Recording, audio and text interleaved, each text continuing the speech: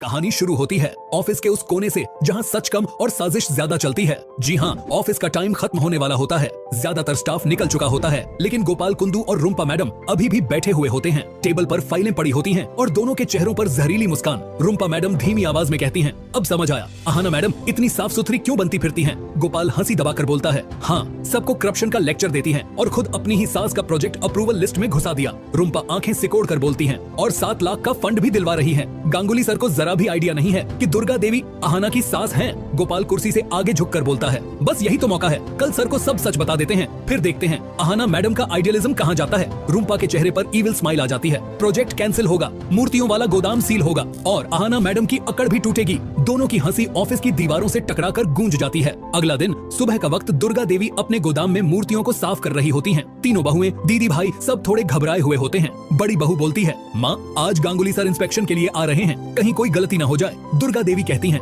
हमने कोई गलत काम नहीं किया है, बस सच और मेहनत है, इसलिए हमें फिक्र करने की कोई जरूरत नहीं है। भगवान ने चाहा तो सब ठीक होगा। अहाना पास खड़ी होती है, लेकिन उसके चेहरे पर हल्की सी टेंशन साफ दिखाई देती है। माँ, बस हिम्मत रखिए, गांगुली सर हमेशा सच का साथ देते हैं। लेकिन उधर ऑफिस में गोपाल और रुम्पा सीधे गांगुली सर के केबिन में घुस जाते हैं। गोपाल नकली चिंता के साथ बोलता है, सर, हमें आपको एक बहुत सीरियस बात बतानी है। गांगुली सर फाइलों से नजर उठाकर कहते हैं, बोलो। रुम्पा मैडम तुरंत बोल पड़ती हैं, सर, अहाना मैडम जिस मूर्ति प्रोजेक्ट को अप्रूव करवाने में लगी हुई थी, वह फैमिली उनकी अपनी ससुराल वाली है। गांगुली सर का चेहरा सख्त हो जाता है। व्हाट? गोपाल तुरंत कहता है, जी सर, दुर्गा देवी जी अहाना मैडम की सास हैं और ये बात आपसे जानबूझकर छुपाई गई। गांगुली सर कुर्सी से उठ खड़े होते हैं, आवाज ठंडी लेकिन खतरनाक, और तुम लोग ये कह रहे हो कि मुझे धोखे में रखा गया? रुम्पा सिर हिलाकर कहती हैं, यस सर, अगर आप एक्शन नहीं लेंगे तो ऑफिस में यही मैसेज जाएगा कि आप फेवर करते हैं। गांगुली सर कुछ नहीं कहते, बस फाइल उठाते हैं। मैं अभी इंस्पेक्शन करने ही जा रहा था। मूर्ति गोदाम इंस्पेक्शन सीन। इसके बाद गांगुली सर गोदाम में एंटर करते हैं।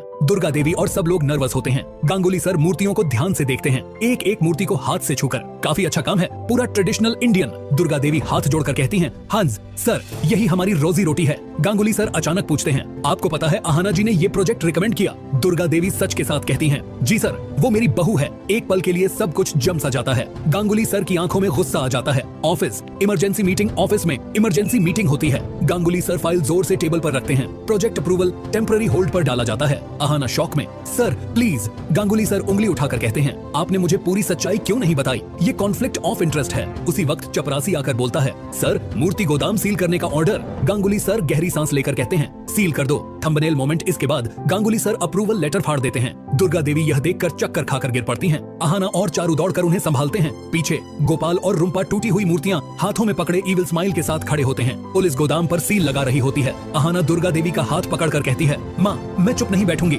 सच का रास्ता मुश्किल होता है, लेकिन जीत भी उसी की होती है। दूर से गोपाल और रुम्पा की हंसी गूंजती है, पर उन्हें क्या पता ये कहानी अभी खत्म नहीं हुई। दोस्तों, अब सवाल ये है, क्या अहाना अपनी सास को इंसाफ दिला पाएगी? क्या गांगुली सर सच और धोखे का फर्क समझ पाएंगे, या गोपाल रुम्पा की साजिश सब कुछ बर्बाद कर देगी?